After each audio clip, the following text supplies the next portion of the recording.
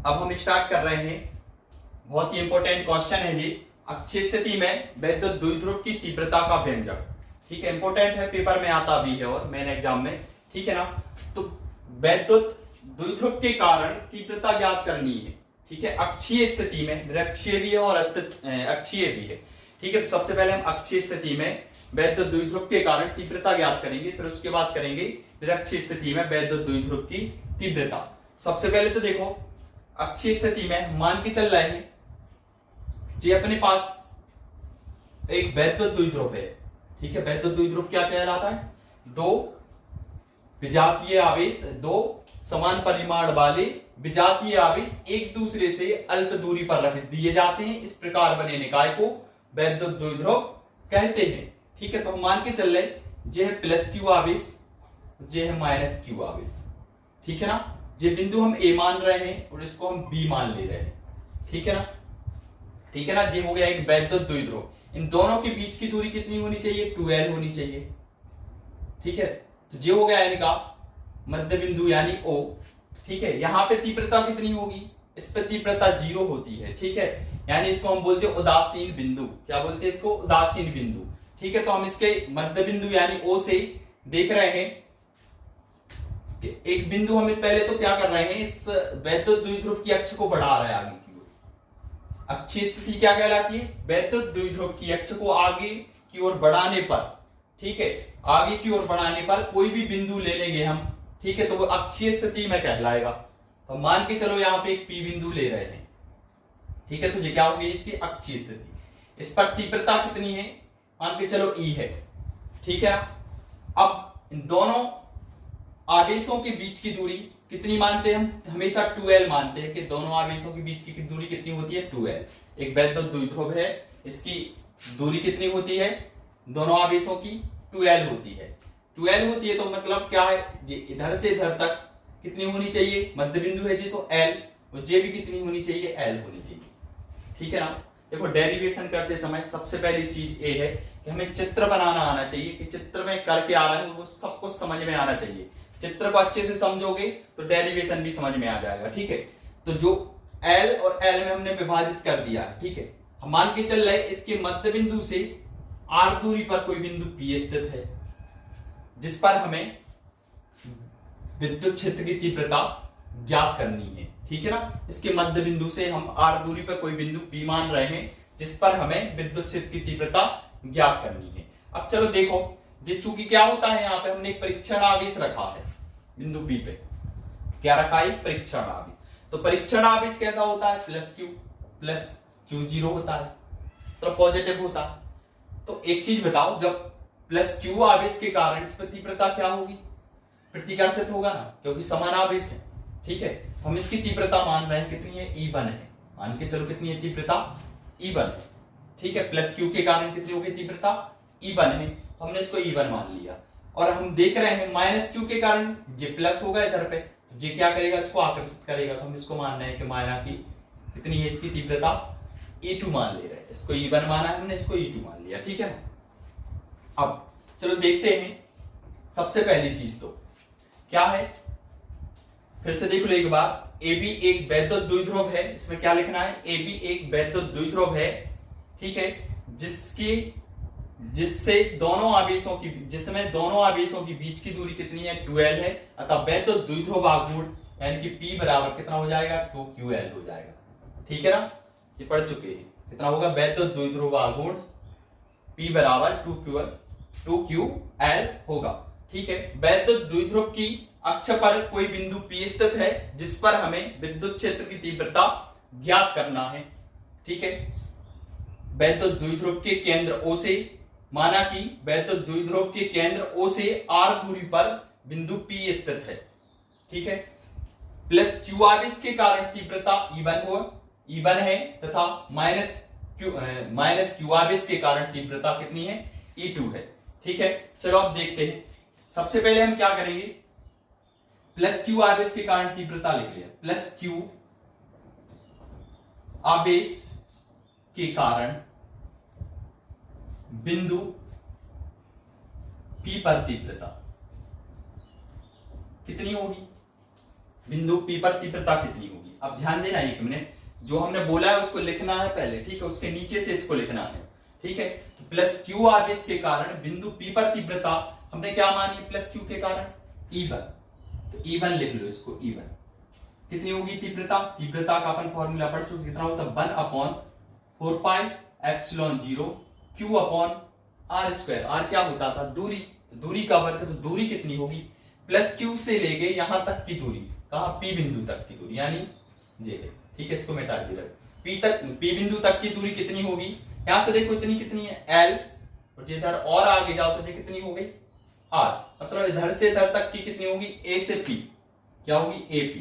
अब एक चीज और याद रखना, AP का वर्ग हो जाएगा।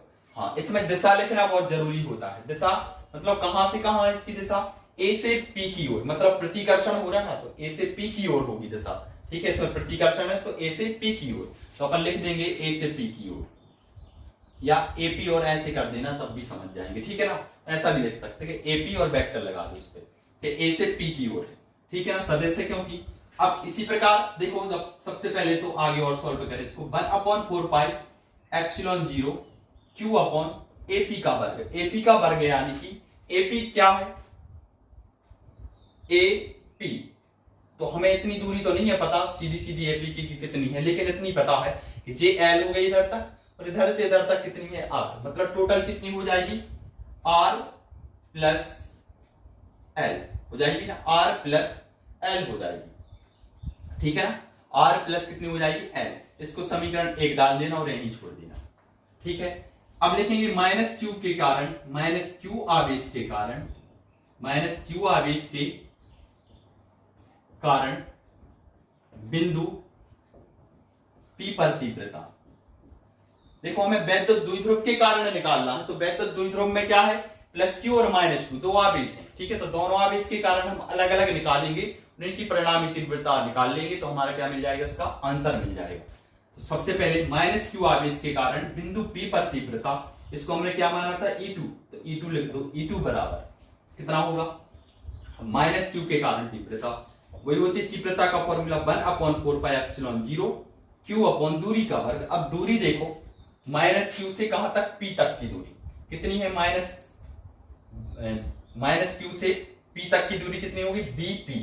अब लेकिन इसको लिखेंगे कैसे, देखो क्या है इसमें तीव्रता, इसको आकर्षित कर रही है, आकर्षित कर रही है मतलब PB लिखेंगे, इसको हम क्या लिखेंगे, P से B, ठीक है, तो इधर भी लिख लो PB, कैसी होगी इसकी दूरी, P से B की ओर, ठीक है, दिशा कैसी होगी इसकी, P से B की ओर, तो P से B की ओर, क्योंकि आकर्षित कर रहे हैं, माइनस है, और ये क्या होता है परीक्षण आवेश प्लस होता है, तो क्या करेगा, माइनस प्लस एक दूसरे को आकर्षित, मतलब माइनस क्यू क्या करेगा, उसको आकर्षित करेगा, ठीक है, तो मैं लिख दिया। चलो E2 बराबर देखो कितना हो जाएगा, 1/4πε0 Q/PB या BP, ठीक है, इनकी दूरी देखो इतनी, BP का मान अपने पास नहीं है, लेकिन हमारे पास क्या मान है, जे वाला मान और टोटल मान है। यदि हम इतने में से OP में से OB माइनस कर दें, OP में से OB माइनस कर दें, तब कितना बचेगा, OP में से यदि हम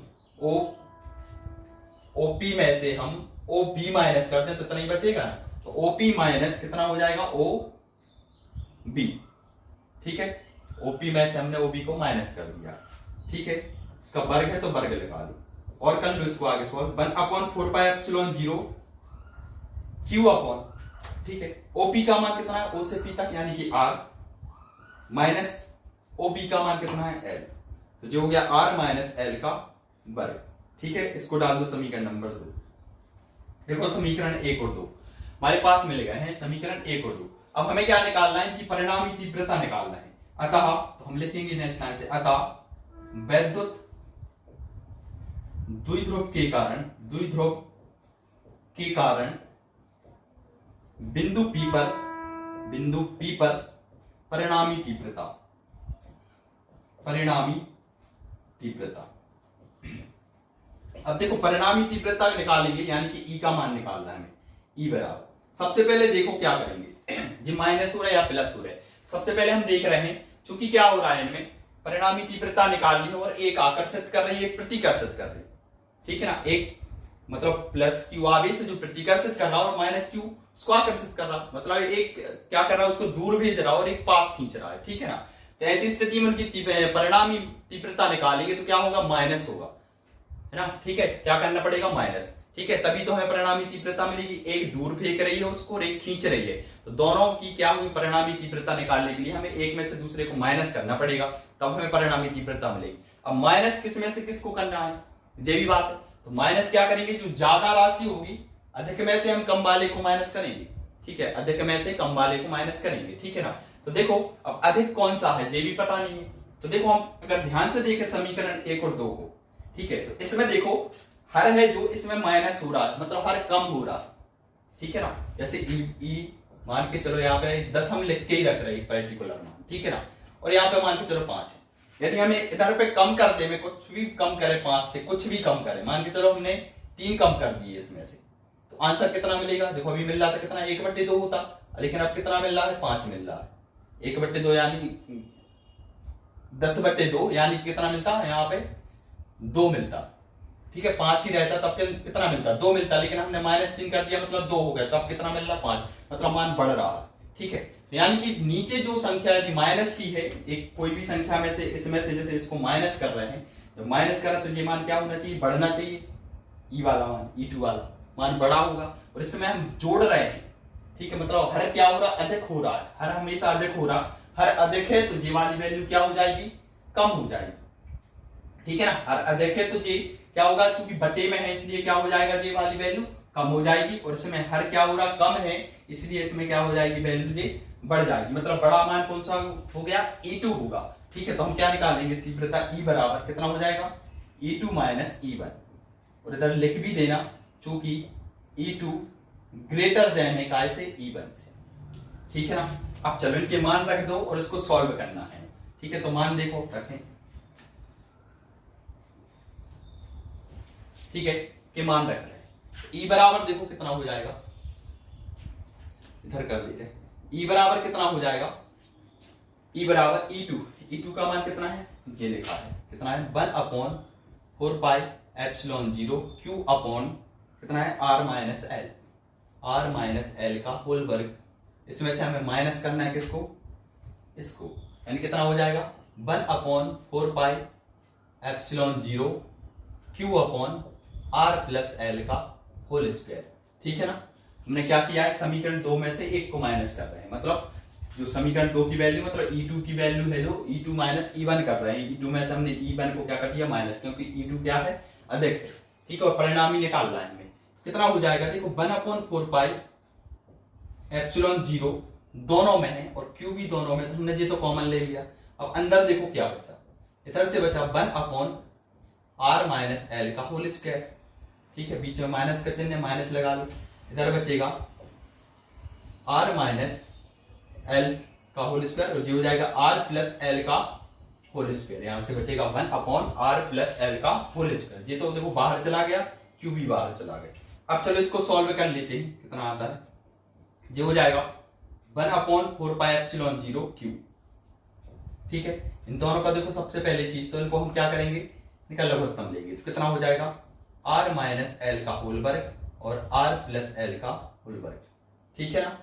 इसको इधर गुणा कर देंगे, इसको इधर गुणा कर देंगे, ठीक है, कितना बन जाएगा, R प्लस एल का whole square minus R minus L का होल स्क्वायर, ठीक है ना। चलो देखो अब इसको आगे सॉल्व करें, कितना हो जाएगा, 1/4 पाई एप्सिलॉन 0 और Q तो ज्यों का त्यों, इसको देखो, ये है A प्लस बी का होल स्क्वायर का फॉर्मूला, ये हो गया A माइनस बी का होल स्क्वायर का फॉर्मूला, A का वर्ग माइनस बी का वर्ग, भी बनना है एक प्रकार से, A का वर्ग माइनस बी का वर्ग क्या होता है, एक कोष्टक में A प्लस बी, एक कोष्टक में A माइनस बी, ठीक है, वैसे भी कर सकते हैं या इनको तोड़ लो फिर तब भी कर सकते हैं, ठीक है, तो हम चलो तोड़ के ही कर दे रहे, सरल लगेगा थोड़ी, ठीक है। A प्लस बी का होल वर्ग क्या होता है, A का वर्ग प्लस B का वर्ग प्लस 2AB, यही होगा ना, बीच में माइनस है तो माइनस लगा लो, इसको हम ब्रैकेट में रखेंगे क्योंकि माइनस है, तो ये बनेगा A का वर्ग यानी R का वर्ग प्लस B का वर्ग यानी L का वर्ग और माइनस 2AB यानी 2RL, ठीक है ना। अब नीचे देखो क्या बचा, नीचे देखो, नीचे क्या हो रहा है, एक कोष्टक, इसको हम ऐसा लिख सकते हैं, एक बार और देख लो, अच्छा, R माइनस एल, एक ब्रैकेट में एक में लिख दे रहे हैं R प्लस एल, और दोनों पे हमने स्क्वायर लगा दिया, ऐसा लिख सकते हैं ना, इसको बिल्कुल लिख सकते हैं, ठीक है। अब थोड़ा सरल हो जाएगा, ये तो हो गया 1/4πε0 क्यू। ऊपर देखो कितना हो गया, दिख रहा है? चलो इधर लिख दे रहे। अच्छा, इसको साफ कर दे रहे, थोड़ा सी कर दे रहे।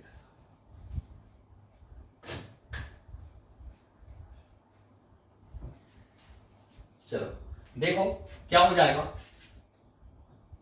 1/4πε0 और क्यू जमा करता हूं, इधर देखो क्या होगा, ये आर का स्क्वायर जमा करता हूं plus L square plus 2RL भी जमा करता हूं, ठीक है ना। अब देखो इधर क्या होगा, माइनस है तो माइनस के अंदर हम गुणा कर रहे हैं, तो ये भी प्लस वाले माइनस हो जाएंगे, माइनस वाले प्लस हो जाएंगे। ये तो हो गया माइनस के आर स्क्वायर माइनस के एल स्क्वायर प्लस के 2RL, ठीक है ना।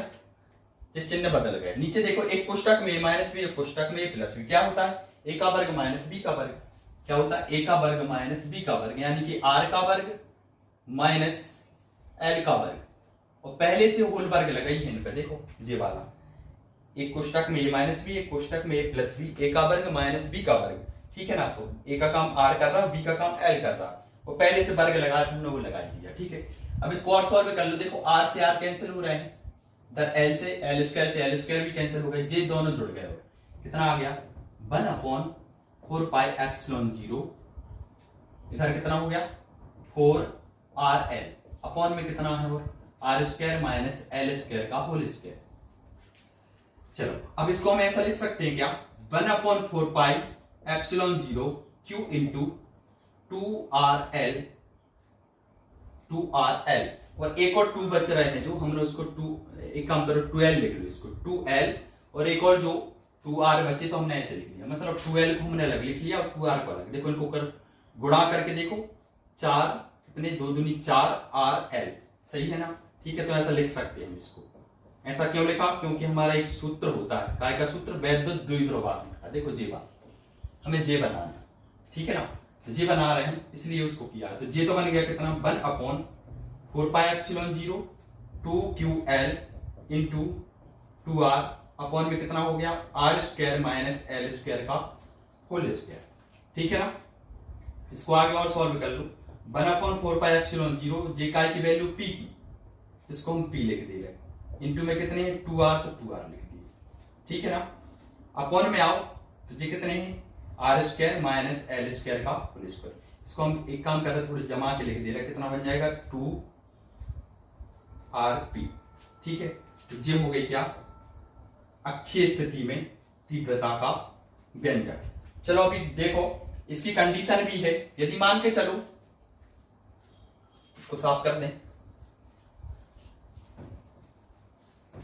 यदि मान के चलो कि जो वैद्युत द्विध्रुव है, ठीक है, जो वैद्युत द्विध्रुव है वो क्या है, तो वो बहुत छोटा है, ठीक है, तब क्या होगा जो L है जो R की अपेक्षा क्या होगा बहुत ज्यादा छोटा हो जाएगा, नगण्य हो जाएगा, यानी कि यदि, या ऐसा लिख सकते हैं लघु वैद्युत द्विध्रुव के लिए, लघु वैद्युत द्विध्रुव के लिए R है जो कैसा होगा लेस देन L हो, L है तब क्या होगा आर स्क्वायर है जो और ज्यादा छोटा हो जाएगा, क्योंकि वर्ग और छोटा होगा उससे, ठीक है ना। तो ऐसा लिख सकते लेस देन एल स्क्वायर, ठीक है ना। आर सॉरी गलत कर दिया, एल होगा ना छोटा, ठीक है। वैद्युत द्विध्रुव की दूरी क्या होती है, क्योंकि एल होती है, तो एल क्या है, यदि एल क्या है छोटा है काय से आर से, तब एल स्क्वायर क्या हो जाएगा बहुत छोटा हो जाएगा आर स्क्वायर से, ठीक है ना। अब चलो ठीक है, जब एल स्क्वायर है जो आर स्क्वायर की अपेक्षा बहुत छोटा है, तब एल स्क्वायर को हम क्या मान लेंगे नगण्य मान लेंगे, यानी कि 0 मान लेंगे। तो इधर देखो हम 0 रख रहे हैं, जैसे क्या बन जाएगा ई बराबर लिख रहे हैं, ई बराबर कितना हो जाएगा 1/4πε0 कितना था 2PR, ऐसा लिख लो 2PR, अपॉन में कितने हो जाएंगे आर ऊपर 2 की घात और एक और घात हो जाएगी 2 की, ठीक है ना, ये तो 0 बन गया क्योंकि, ठीक है। तो कितनी घात हो गई थी 4 की घात हो गई, यानी ई बराबर आ गया 1/4πε0 2PR और r टू दी पावर 4। देखो एक घात इससे कट जाएगी r से, कितने की बचेगी 3 की, ई बराबर 1/4πε0 2p अपॉन आर क्यूब। तो जे क्या हो जाएगा, तीव्रता का अभिष्ट व्यंजक अक्षीय स्थिति में।